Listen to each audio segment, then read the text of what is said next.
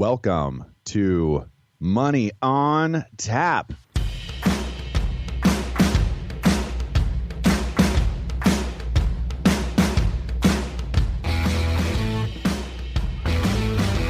Money on Tap, your personal finance headquarters, where we bring out the professionals' experience and some fun in what we call three-dimensional investing, utilizing insurance, brokerage, and fee-based planning. That's what we do on this show. We look at all sides of the issues, and we bring a fully independent planning perspective to the table. Welcome back. You are listening to Money on Tap. My name is Seth Crossman. And I'm Ben Brayshaw. You can get a hold of us directly at 855-226-8551 or info at yourmoneyontap.com. If you're out there and you have a minute, take a look at the website. It's brand new, and we're pretty darn excited about it. You can listen to the podcast there, any of the podcast venues out there. We're everywhere, and we're going to have some fun. That's the goal here. We're going to talk about some great stuff around personal finance and financial planning. What are we talking about today, Ben? Well, we've got a lot of stuff on the plate today, but I'm really excited about the fact that our main story here is about tax loss harvesting on investments. I think that's something that right now with the market all over the place, people are wondering, hey, should I buy this? Should I sell that? Oh, that one's underwater. What makes sense right now? It's kind of a big question, and honestly, it was spurred by somebody who actually contacted us regarding it, and we said, you know what, this is a really great time to bring this story to the forefront. Yeah, these are the tips of the tricks of the trade. This is what we do in our portfolio management. Not for everybody, but it is a strategy that we use depending on the circumstances and the goals. It can be very beneficial depending on what it is that you're looking to do, and it's not something that gets talked about a whole lot, right? Yeah, it doesn't get any real attention because usually people are just talking about, you know, how much am I making in this, and I'm just going to hold on to that until it recovers. And so we have some kind of interesting stories about that coming up in Money in the News, which I'm excited about. That sounded like a great segue. Did you want to bring in the booming voice for the Money in the News? Sure. Now it's time for Money in the News.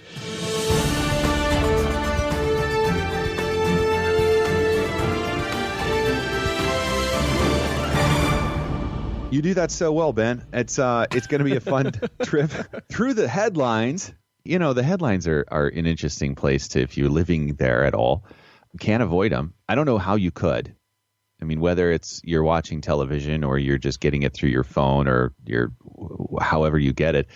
I was actually talking with Kim, Ben's wife, Kim, this morning, and I was getting educated on all sorts of other things that I just haven't been paying attention to. My wife is she's brilliant. She's amazing. I'm definitely voting for Kim. I think we should vote for Kim. She'd set a lot of things straight, which is good. Yeah, absolutely. Hey, we're going to talk about betting against the U.S. economy first. That's what the first headline is. Ultimately, what it's saying is that betting against the U.S. economy and consumer is a loser's game. And this is why one strategist sees the Dow at 30,000 next year and by 40,000 by 2023. And just so you know, last summer, Ben and we pulled out a show, Dow 30, that was calling out the Dow 30,000, which I think it's a given at some point in time in our life. Yeah, we just didn't have the date right. This guy says it's going to be 2021. You know, Seth, I love the fact that we get to do these articles. It brings a lot to the plate of, what's going on around us. And I always believe that we would hit 30,000 this year. I still think there's a potential chance we do if we have a booming roar back. But I think that what's really interesting is that with the Dow, this gentleman's saying Dow 30,000 in 2021, okay?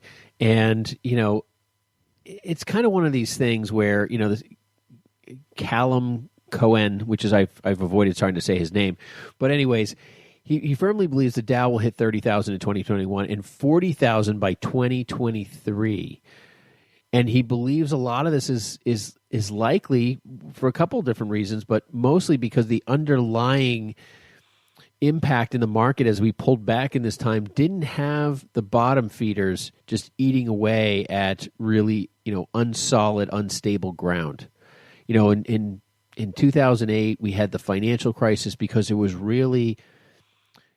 just an infectious, nasty financial corruption inside the mortgage-backed securities, and that's just a fact. And there was just all this kind of like unstable ground. But the statement that our foundation is still strong, which most financial economists would say is correct.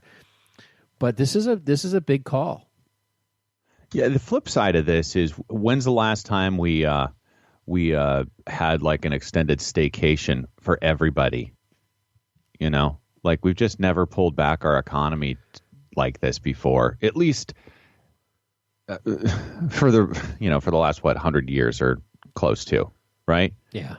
And we just don't really have we do not have the measurables around the Spanish flu and how that was dealt with. I've seen some interesting things around that this was a technique that we were using. Quarantine was what was used at that time as well. But we don't have the relationship there really pulled through as far as the economy and how that affected people. So that's the other side. I'm like, well, we don't have this data behind us to give us this look forward, if there is a contrarian view to possibly what they're saying here. That's a good point. I think we do have a lot of real positives inside our marketplace that could really drive this. But we do have, 38 million Americans out of work. And, I think 40 or 50% of the people, make less than $40,000 a year are out of work in this country. We've got a long way to go. I mean, there's just an absolute long way to go, which is why end of this year, I don't think we're going to get that bounce back that I thought we might have all the way to, 30,000 in 2020. It could happen. I mean, if I think common sense kind of comes back to play on, what makes sense. I mean, if we have to get back to work, we have to get back to work. That means kids got to go back to school. If kids are not the people that are going to be, most at risk, we have to allow people to quarantine that want to quarantine, and we need people to go back to life that want to go back to life. And the sooner we get to that story, the quicker we can potentially get to 30,000. But if we don't get past that, we don't hit 30,000. Yeah, I can't tell you the last person I talked to that was really excited about quarantining more. And that's across all demographics. My mom stopped by the other day, and we were, trying to social distance with mom, who's 77, and the 3-year-old just jumped on her, and I was like, "Hey, we need to try to do this differently." And my mom looked at me and she said, "Don't you take my joy away. Don't you take my joy." So everybody's going to be doing this the way that they want to, and maybe we're just trying to protect the people we love and we care about. That's a demographic and a population certainly that we're considering, or we do care for, and we're trying to make sure that they're safe. And I think there's the extra considerations with that too, right? Well, there's a lot of study stuff coming out. I'm sorry, I know you're kind of ending that, but there's a lot of studies coming out saying that the amount of it doesn't spread as easily or as much, or if very little, the coronavirus on touching the way we originally thought. I've heard that masks potentially will help spread it more because people are touching their masks more because they're uncomfortable and they hard to speak with. So I went to Dunkin' Donuts the other day, and poor girl was fumbling coffees with gloves on, and she was pulling her mask off with her gloves to talk to me. And I'm thinking to myself, normally you would never touch your mouth in any food service scenario or anything around your mouth, or you try not to because it's not considered polite. But now there's this constant, I saw everyone doing it to talk. So it's, you just wonder what these reports are going to do. And I don't know. I was thinking this morning, Seth, as I was getting ready for the show, I was thinking there's still going to be someone a year from now or 2 years from now who's going to come out of their cave because they're so scared. Because there's people out there that are just literally petrified, and getting past that fear. That's where our news media has done us a poor job, is really managing expectations and what that should be. And there's just a lot of conversation. Like, I was listening to the news the other night, and they were talking about, straight up, I was listening to Fox News, and they were talking about, whether lockdowns and face masks and whether that stuff made sense, and looking at all the data, the information, and the doctors and stuff. You don't hear that conversation on most of the liberal medias. If it is, it's very short. We should really be analyzing the science behind some of this stuff, and that just doesn't seem to be happening for the most part, unfortunately. Yeah, you just reminded me that possibly why the 3-year-old was jumping on Grandma yesterday was because she was bringing us donuts. That helped. Um, Sorry, what's next? Well, you know what? Talk about rich people breaking their own rules. We got Warren Buffett in a Inc. magazine article. They talk about how why Warren Buffett just broke his own rules. When the Oracle of Omaha speaks, people listen, but sometimes he doesn't follow his own advice. I've listened to Warren Buffett for many, many years and generally agree with a couple of his rules. And rule number one was never lose money. And rule number two was remember rule number one. You know, if you believe in a stock, keep going in. Keep buying in. If you believe in a company and the financials are good, until they prove themselves to be completely wrong. Like if just the financials were false, or Enron. an Enron thing, a scenario where it's just complete. I was just thinking of what was that coffee company? Some losers do stay losers. That is true. Yeah, I mean, you don't go there. But if the fundamentals make sense, you believe in the company, you believe in the mission, you see the value, you do that analysis, and the company drops in value. That's a double down scenario. That's wow, I'm getting it cheaper. But he's saying in his own actions, he dumped all of $6.1 billion in the 4 U.S. carriers: American, United, Delta, and Southwest. But what's interesting was he was hoarding cash end of last year. He had $128 billion he had built up in cash, which is really interesting. It was $128 billion by the end of last year, and when he sold this and some other things, he went to $137 billion.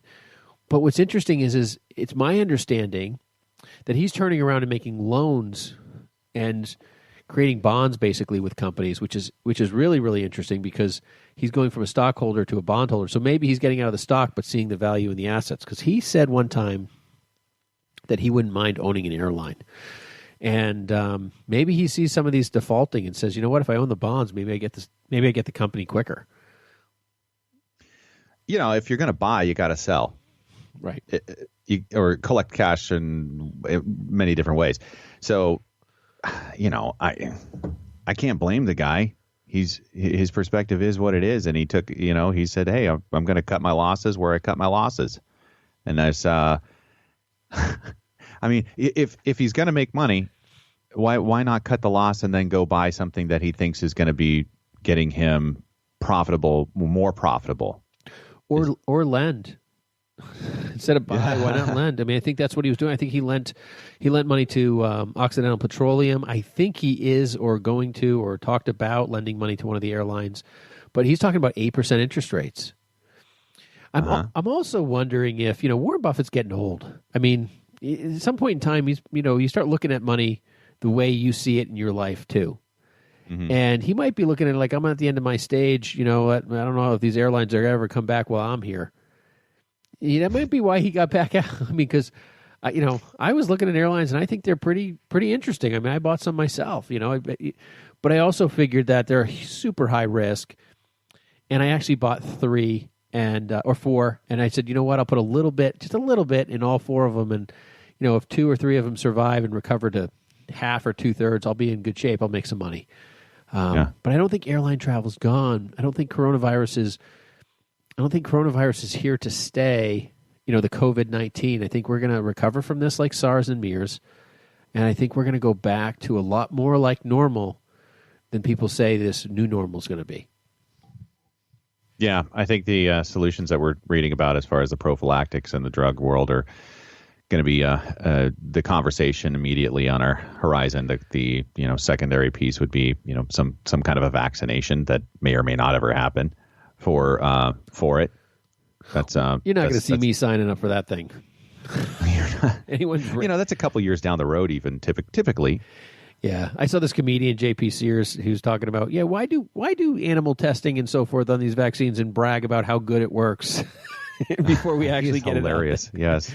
So I mean I don't know. I mean we should have him on. This is scary. I would love to have him on. He's hilarious. I can't imagine what he would say about some of the financial people.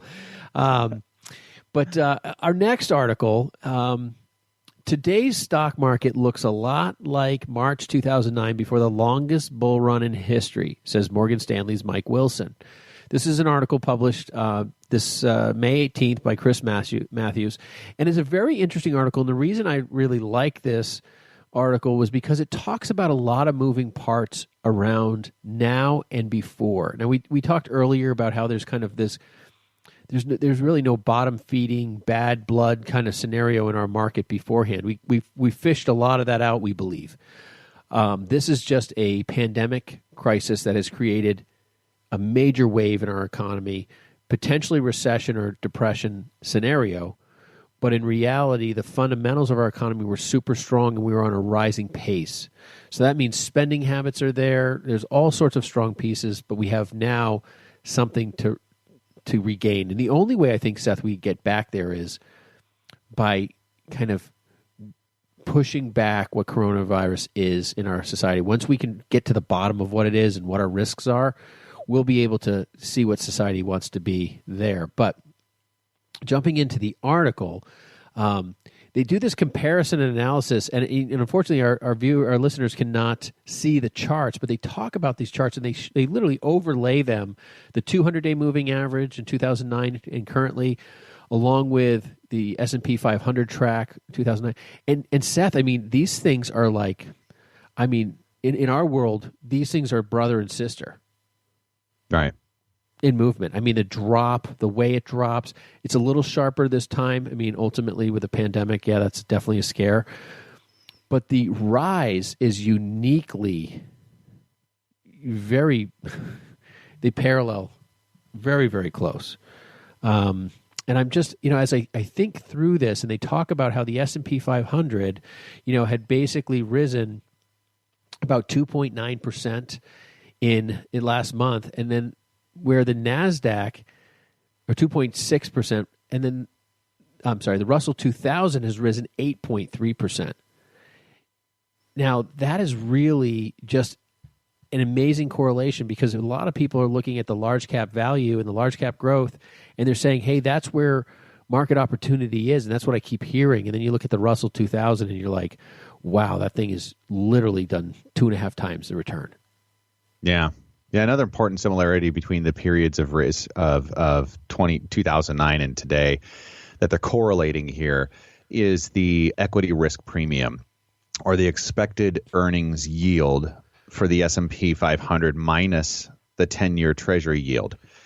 And that gives the investors a rough estimate of the extra return that they'll get investing in stocks compared with risk-free government bonds. That sounds really complicated, Seth. You want to break that down for us? It's really, it really isn't. It's the flight to safe. It's where you take a look at the value of the market and the returns and the forward returns of the market, and compared to a bond, which is typically more stable, right, and has less risk. And when you get this distance between the two, or a closeness between the two, it's kind of it's a measure of the market that allows people to have a guide potentially of where they want to put their money. So you're going to make a lot less on that Treasury right now than you would potentially on the return of the market looking forward. That's the difference. It's like, hey, where is my highest, best use of my money today based off of risk and return?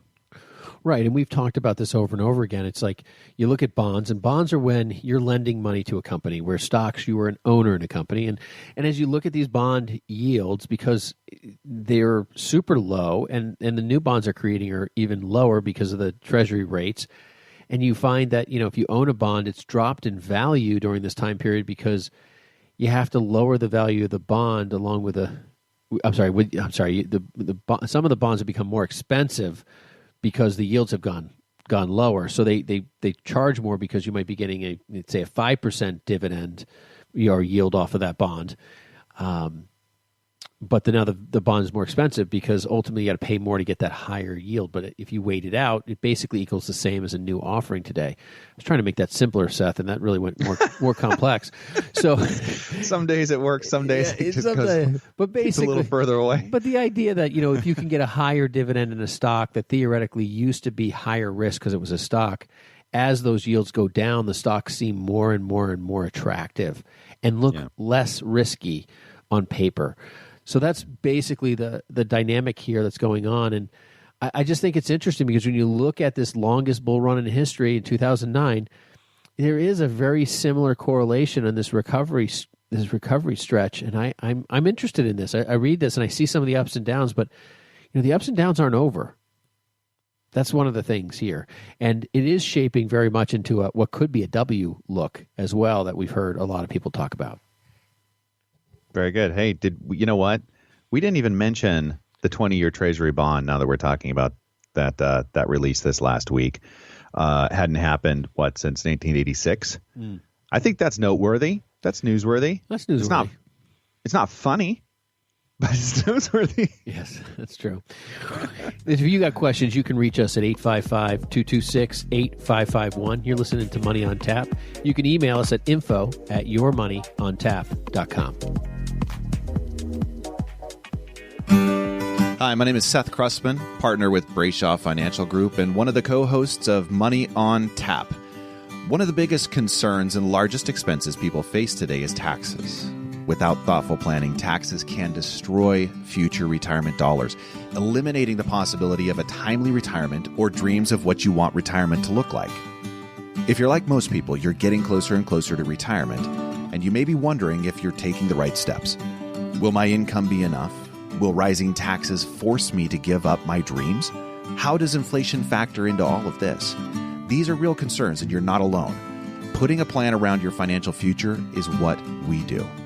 If you have questions when it comes to your financial security, and if you're looking for a personalized solution, contact us at Brayshaw Financial Group, 855-226-8551. It's time for you to start getting answers to your questions. Headquartered in Bedford, New Hampshire, Brayshaw Financial has offices across the country. We'd love the opportunity to show you how we can help. There's absolutely no cost or obligation to meet with us. Call us at 855-226-8551. 855-226-8551. Now back to Money on Tap with Ben and Seth. Welcome back. You're listening to Money on Tap. You can reach us at 855-226-8551 or info@yourmoneyontap.com. Today, we are talking about tax loss harvesting. And if this is something that you're not familiar with, you're going to want to stick around. And if it's something that you're just kind of, maybe you're doing it in different ways, there's some tips and tricks here that are really good, even in the fundamental zone, for us to understand the strategy, how it works, why we use it, why we would possibly consider it, all those things around it. For starters, when it comes to tax loss harvesting, it doesn't sound really good when you think about, wait a second, loss? What are you talking about? A loss? I don't lose money. I don't lose money. Right. I'm Warren Buffett. Yeah, right. Rule number 1 and 2. Number 1 and 2. Yeah, that's funny, Seth. I mean, tax loss harvesting is something that a lot of people don't really, it's funny. I only have a few clients who actually are actively thinking about that. It's not a common process because most people buy and say, oh, just keep holding, hold. That's what the market says. Buy and hold. But the thing is there's a lot of opportunity inside managing your entire portfolio inside tax loss harvesting and kind of understanding value, yield, cost basis, all of those pieces. And it's a constant moving part because the thing is if you just live by the thought of saying, well, I'm going to buy Apple stock and 20 years from now it's going to be worth more. Well, congratulations. That's great. But there's a lot of ways to magnify opportunity and so forth. So that's one of the things that I like to talk to people about is some of these oddball pieces that can really just amplify their portfolio. And tax loss harvesting is something that right now is a significant piece that you should be looking at. This was all kind of started by talking to a couple different people about this. One gentleman who came to us saying, hey, I need help. We said, you know what? You need to look at you've got some stocks here who have rocketed up in which you have a huge gain, and you have some stocks that have been total failures. and or just really underwater now and may not be the very best way for you to climb out of this mess. And so those are some of the things that we actually talk to people about because, tax loss harvesting is a great tool. And I think it's one of those things where you can create all sorts of opportunities, including diversification for yourself. But tax loss harvesting basics are this. When you have a stock, if you have $100,000 in a stock, it grows to $200,000. I mean, that's a lot of money. We're talking, but just general numbers. Well, now you have a $100,000 gain, okay? And if you held it for over a year, that's a long-term gain, and it's taxed at capital gain rates. And if it's a short-term capital gain, which means you've owned it for less than a year, it's going to be taxed as ordinary income. But either way, you're looking at a tax problem. That tax problem is something that, you're saying to yourself, you know what, I don't want to sell that because I'm going to pay taxes either on the long or the short-term side. And you say, well, how do I do that? Now I've got a stock that's worth $200,000 and I need to get some of that gain out of there, and I need to avoid that. Well, you can sell stocks that you have losses in to help offset some of those gains. And that's what's really all about tax loss harvesting. And what we're going to do here is we're going to go through a number of tips for you in how to use tax loss harvesting in a way that would be beneficial and some of the pros and cons inside that. And we have 5 things we're going to talk about today.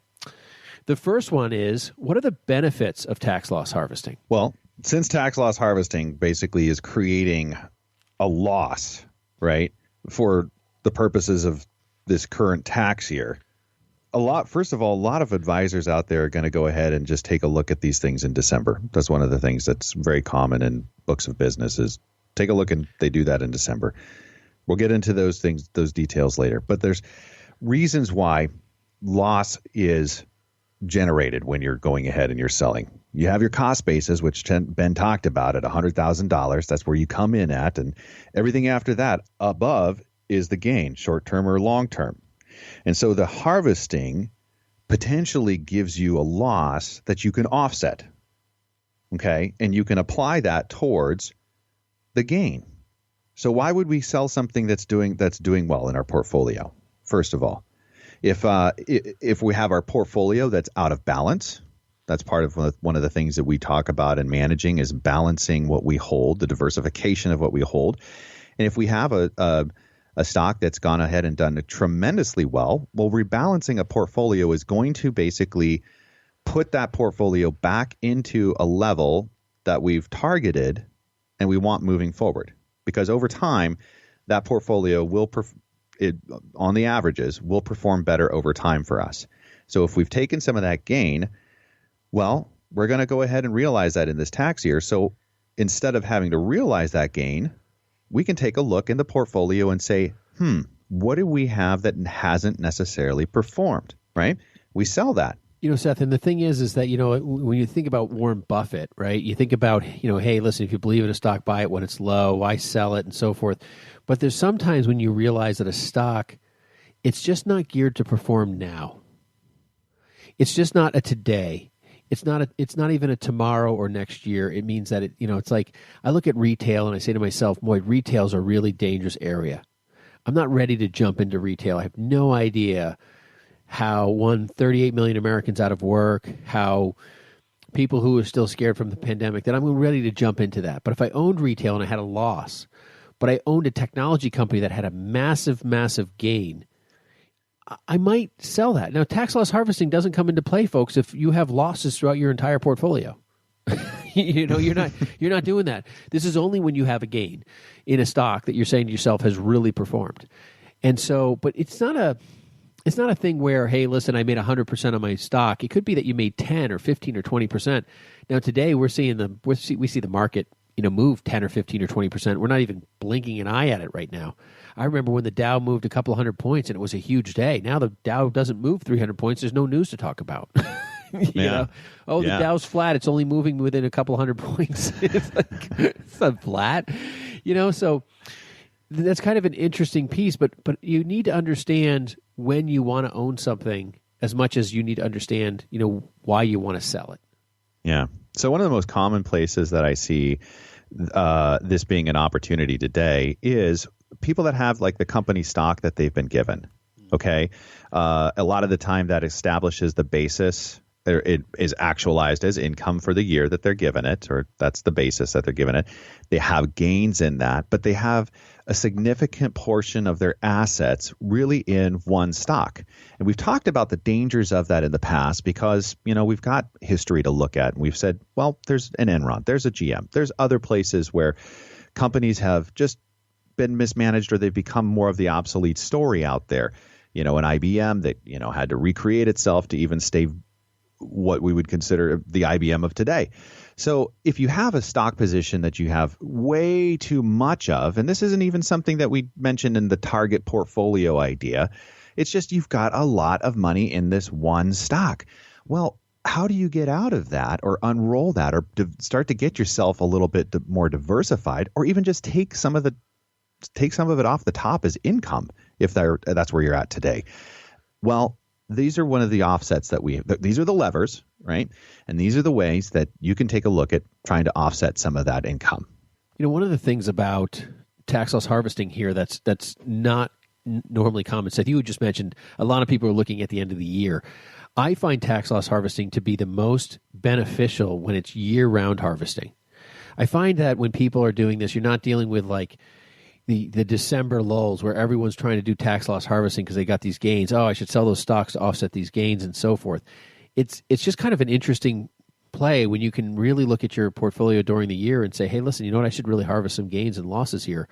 Now, not everyone knows what their end of the year is going to look like, so I understand that. But you know what? When December dips occur because people are doing tax loss harvesting and selling stuff, that could be a buying opportunity for you. And why is that?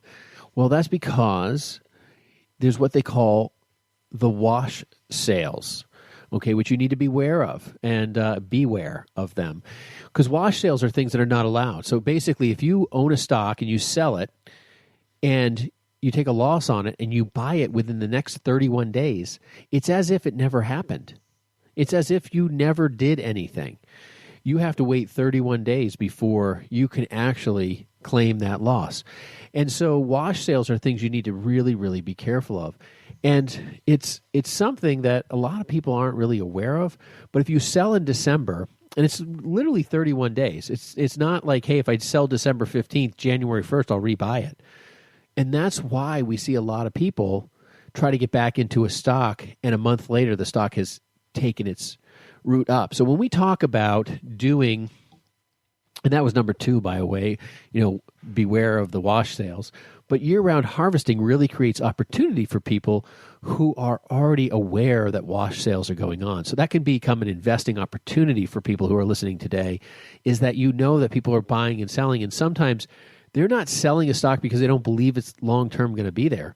And they're not selling a stock because they think it's just at its absolute bottom. They could just be creating an activity to create a tax benefit. Now, there's one thing here when dealing with tax loss harvesting, which basically, number one, are benefits of tax loss harvesting, is that you have to be careful because you could be altering cost basis. So, for instance, if you had $100,000 in a portfolio and you bought 2 stocks, one's at $50,000 and the other one's at $50,000. Well, let's say the one that the stock A goes from $50,000 to $75,000, and stock B goes from $50,000 down to $25,000. You sell those two. You have a wash sale, okay, which allows. I mean, you have a wash in your tax loss basis, your tax loss harvesting, like words all over the place here, but you have no taxes. Okay, but now you were able to sell both of the stocks, one with gain. You have the same amount of money. Your cost basis is the same. But you have to be careful when you start getting into multi-conceptual tax loss harvesting, where if you have a gain in a business or something like that and you're selling stock to create a loss.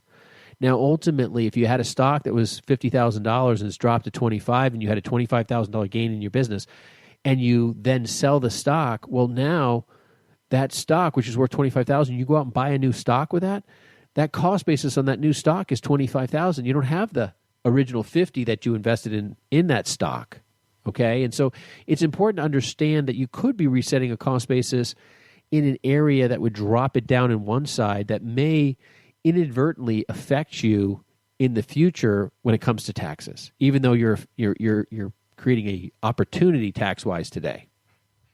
So one of the things with that is the question that we ask is, do we reinvest in the market or do we just hang out for the 31 days?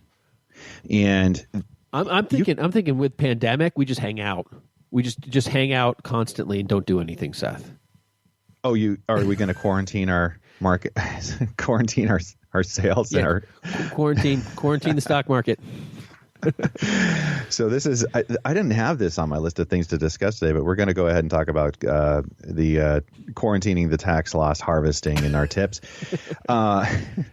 So some people prefer to do that. And there's different takes here, but I mean, there really is the potential, like you talked about, like in a 31-day period for something to really move. And participating in the market, if you look historically on these, without getting into too many of the numbers here, you don't want to miss when the market moves is what that comes down to. So that is, and when it moves, Seth, it moves hard. I mean, when the market moves, it moves. Right. And we were talking about, the returns in excess of 10%, that kind of stuff happens in a month in a market. And that's one of the reasons why somebody would say, well, I'm not going to sell, right? I'm not going to go ahead and actualize that loss. But without having that next piece to be able to put into place and say, okay, we're going to cover that, or we're going to move into this direction, and we're going to place it could even be temporary placeholder for the purpose moving forward, which we realize, if we could have a short-term capital gain if we were to move off that after the 31 days and roll back into that first sale, avoiding that wash sale rule. But there are some guides and some things to consider in that. The thing that we're talking about here is if you are moving money into cash, don't miss the market opportunity. Have that next idea of know where you're going to be putting that money next in order to take advantage of possibly a different sector of the economy. Ben talked about moving out of retail. Where would you want to put that money to position your portfolio to have the most opportunity? Don't wait 31 days. Do wait 31 days. Well, there's some statistics here that and some people really like the statistics, but between 1926 and 2017, 186 months out of 1,100 months, roughly, produced a return in excess of 5%. That's pretty good. I mean, that's that's 16.8% of the time. Now, 27 months, returned in excess of 10%. 5 had an excess of 20%, and 3 had an excess of 30% returns. Okay. Now there's a 10 and 1 chance, to avoid a loss of at least 5% by staying in the market. Okay. So that's huge, right? That means that the overwhelming opportunity to be flat or positive while in the market for 31 days is all in your side. You're listening to Money on Tap. You can reach us at 855-226-8551 or info@yourmoneyontap.com. We are talking about the benefits. The benefits. We have to be fair, right? There's possibly some ways that you don't want to do this. But at the benefits of tax loss harvesting. And we're getting into some of the tips, the tricks, the ways that you can do this, things you don't want to do. Don't go anywhere. You're listening to Money on Tap. You want to hear what's next. And you can reach us at 855-226-8551 or info@yourmoneyontap.com. Hi, my name is Seth Krussman, partner with Brayshaw Financial Group and one of the co-hosts of Money on Tap. One of the biggest concerns and largest expenses people face today is taxes. Without thoughtful planning, taxes can destroy future retirement dollars, eliminating the possibility of a timely retirement or dreams of what you want retirement to look like. If you're like most people, you're getting closer and closer to retirement, and you may be wondering if you're taking the right steps. Will my income be enough? Will rising taxes force me to give up my dreams? How does inflation factor into all of this? These are real concerns, and you're not alone. Putting a plan around your financial future is what we do. If you have questions when it comes to your financial security, and if you're looking for a personalized solution, contact us at Brayshaw Financial Group, 855-226-8551. It's time for you to start getting answers to your questions. Headquartered in Bedford, New Hampshire, Brayshaw Financial has offices across the country. We'd love the opportunity to show you how we can help. There's absolutely no cost or obligation to meet with us. Call us at 855-226-8551. 855-226-8551. Now back to Money on Tap with Ben and Seth.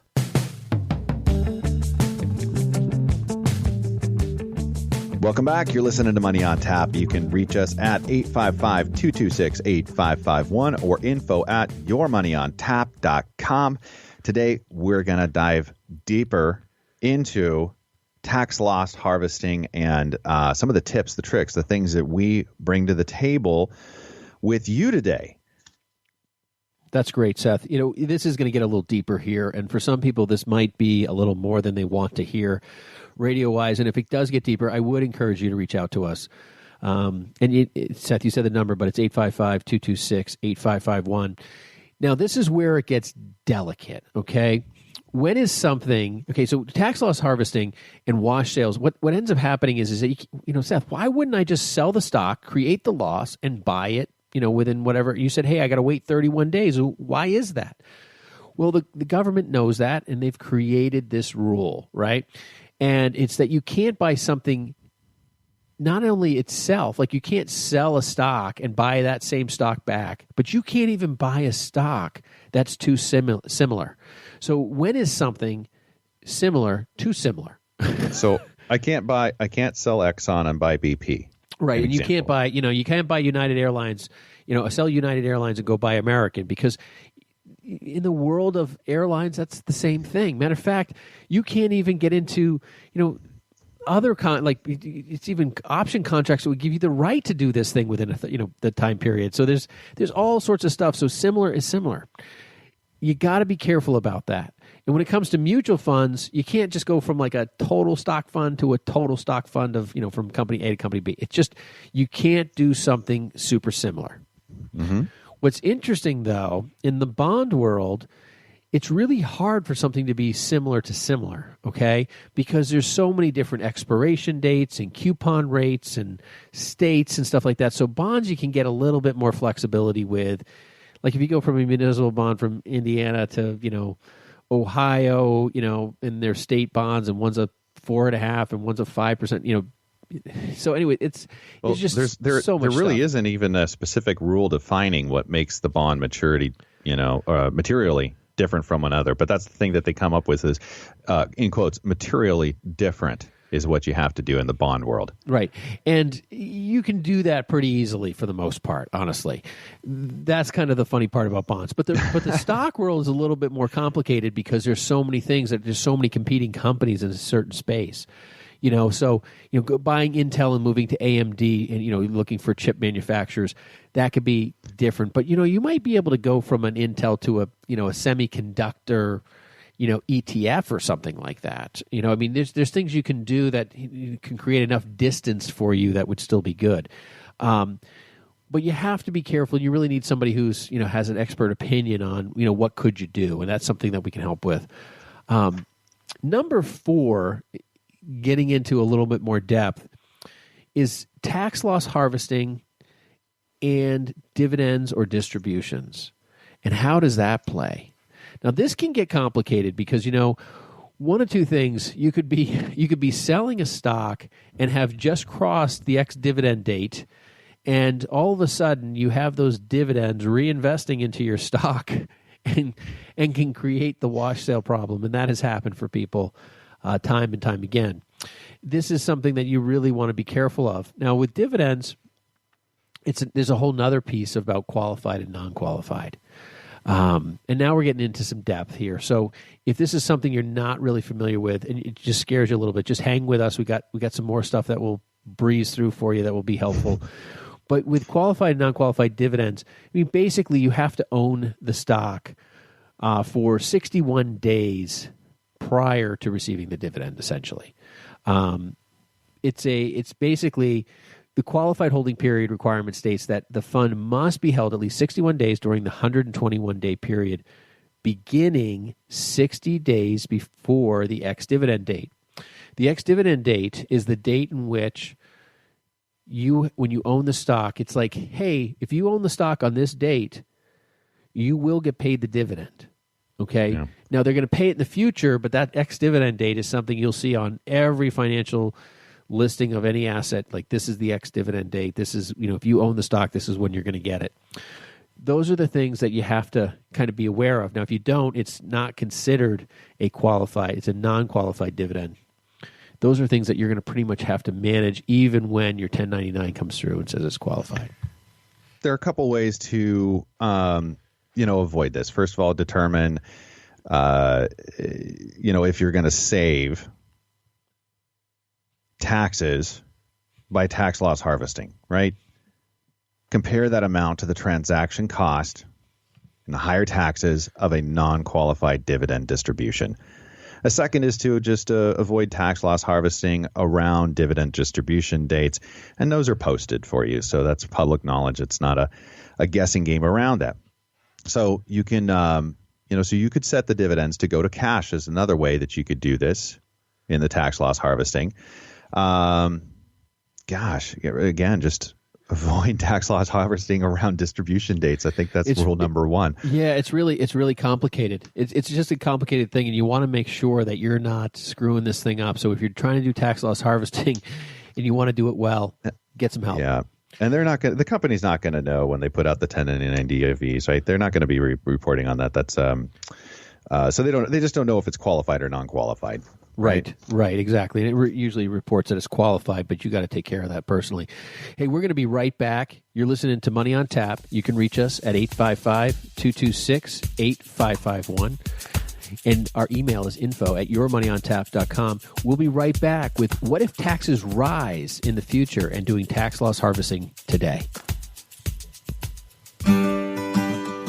On this edition of Money on Tap, a runner alone in a long-distance relay race. That's how Ben Brayshaw describes the feelings of many people who are dealing with investments and retirement. Usually no one really around you, and you're running by yourself, and it's like 6-8 miles. You're waiting for the big marker to come up to point you to go a different direction. You're like, am I on the right road? Am I going the right direction? It's all dark around me, and I'm not sure. I'm alone in this space. Yeah, this is how a lot of people feel in this world about their investments and their retirement. They feel like they're running on a pitch black road. They think they're going in the right direction. They're pretty sure. They're not exactly aware of where to stop and ask for help. This is where people like us come alongside, and we bring a lot of light with us. When you have a planner, you have someone, like in the conversation I had today, it's bringing all those pieces together, because you have this 401k or whatever retirement plan you have at work, then you have your home, and then you have some other assets outside of that. You're basically trying to funnel that all into this one item called retirement. And I think ultimately most planners, most firms just look at the assets outside your home and outside your 401k, and those are the two largest assets. Sure. So how can you really do planning when all you're looking at is just a small picture of what's really going on? And we have to have a holistic viewpoint, and we need to really break in to getting you to have a successful retirement event, whether it's at 35, whether it's at 45, 55, or 65, whatever that time period is. That's where you have to have your trajectory set and ready to go and get the help. Stay that course. Yeah. Thanks for joining us for this Cliff Notes edition of Money on Tap, with great tips from the pros in three-dimensional investing, utilizing insurance, brokerage, and fee-based planning. Now back to Money on Tap with Ben and Seth. Welcome back. You're listening to Money on Tap. You can reach us at 855-226-8551 or email us at info@yourmoneyontap.com. We have been talking about tax harvesting tips, really the ins and the outs around this strategy, the potential of why you might even want to consider taking some losses. Currently, that's an opportunity in the market that a lot of people are looking at the portfolios and saying, well, what are our losers here, and how do we reposition? What do we think is going to be positive for us going forward? But then to consider, really this is a tax play for the most part is what we're looking at. But we're also considering the possibility that there could be a rise in capital gain taxes in the future. So yeah, that's Seth. I was just listening to Joe Biden saying if he gets into office, he's raising capital gains rates on all people above a certain income level. now we pray for a lot of people on this show right now. Whoever you are out there, we're not asking for you, or we're not looking forward to or hoping that anybody's going to be paying more in taxes. That's one of the things we're trying to be educators and coaching around here. So, consider that you might have withdrawals from a taxable account in the future. Okay, this is a possibility, like a near future scenario for us. Oh, by the way, did we mention that this is something that this is a strategy that we use in taxable accounts? I don't. Sometimes we think back or we listen back and we're like, oh, we didn't mention that this is a taxable account. And we're not talking IRA, 401k stuff here, folks. Right. We're getting out of that. This is taxable account stuff. So if you have some kind of a need for cash in the near term, which could be buying a house, supporting the kids in college, these are typical places where people go for, money. Well, that could be actualized in income, right? And that's one of the ways that tax loss harvesting could offset this. But, down the road, we could be looking at a larger capital gains tax. Okay. So does that mean that we're saying today would be better to do this, or in the future would be better to do this? What do you think? Well, that's a great question, right? That's the $1 million question. And I think about what, Joe Biden said, and, his ultimate goal is to raise, capital gains rates up, as well as to even move some of them, even long-term, to, I believe he said, to ordinary income tax rates as well for certain wealth levels. That would be pretty painful for a lot of people. And it would also create a lot of complication in our stock market, because when you change taxes and how things move, it affects how the stock market moves, because people make different decisions. And it potentially can create more volatility in the market as well, because people look to other instruments to create wealth, and they do things differently. But if tax rates go up, one of the problems with this is that if you do sell today to create a tax loss, and I use the example of a business owner or somebody selling a gain somewhere else and then having a stock that they sold to offset that gain that they had a loss in, and they reset that cost basis. If you use the example of a $50,000 investment dropping to $25,000, selling it to capture that loss to offset another gain tax-wise, well, now you buy a new stock, and let's say you bought XYZ stock, and XYZ stock goes from $25,000 to $75,000. Well, now you have a $50,000 gain because you lowered your cost basis. I like that stock. I like that stock too. I'm going to look up that ticker right now. I don't know if it's a ticker. It was not meant to be one. So anyways, that's the problem, is that if you're in a long-term cap gains rate today, and your income level is a certain level, you're looking at 15%. For the most part, if they raise cap gains rate 25 years from now, well, then having done some of this tax loss harvesting could be problematic in certain areas, in certain ways that you do it. So you got to be careful, because you have to really take into account long-term scenarios. And one other thing, Seth, you said we do this in taxable accounts or stock accounts or investment accounts that you're paying taxes on every year. It's not retirement accounts. But I use a lot of the same thinking, Seth, in harvesting tax benefits, even in qualified accounts, and not with tax loss harvesting per se, but with people who are retired, where their income is lower and trying to deal with RMDs in the future, where I know they're not going to want RMDs, we might start taking out $5,000 or $10,000 up to a certain level of their income and cycling that through at a lower tax rate today, because I'm fearful that tax rates go up and that when they hit their RMD levels, that they're actually going to be even a higher tax bracket on top of having moved up one. So cycling money out of your qualified plans into investment brokerage accounts is also another way, in my mind, of harvesting your money in a way that's going to help tax incentively. So that is truly tax loss harvesting, isn't it? I mean, really looking at the tax code and taking advantage of it today to meet potential in it increasing or being less beneficial down the road. Absolutely. Absolutely. Hey guys, it's been a lot of fun. Thanks for joining us today. You've been listening to Money on Tap. You can reach us at 855-226-8551 or info@yourmoneyontap.com. Also, we're in a podcast. You can find us at any of the podcast venues out there. We appreciate the likes and the listens. We're also at Facebook at /3D Investing and Twitter at BFG_LLC. We appreciate you joining us here today, and we hope you make it a great day and a great life. Thanks for joining us with Money on Tap. The views expressed are not necessarily the opinion of this radio station and should not be construed directly or indirectly as an offer to buy or sell any securities mentioned herein. Investing is subject to risks, including loss of principal invested. No strategy, product, material, or tool mentioned can assure a profit nor protect against loss. Please note that individual situations can vary. Therefore, the information, products, materials, or tools mentioned should be relied upon when coordinated with individual professional advice. Past performance is not a guarantee of future results. This show may be subsidized in whole or in part by a product sponsor or issuer. Securities and advisory services offered through SagePoint Financial Incorporated, member FINRA SIPC, and a registered investment advisor. All other services offered through Brayshaw Financial Group LLC are independent of SagePoint Financial. SagePoint Financial and Brayshaw Financial Group do not provide tax or legal advice. Main office is located at 116 South River Road, Bedford, New Hampshire, 03110, and can be reached at toll-free 855-226-8551. Well, bye.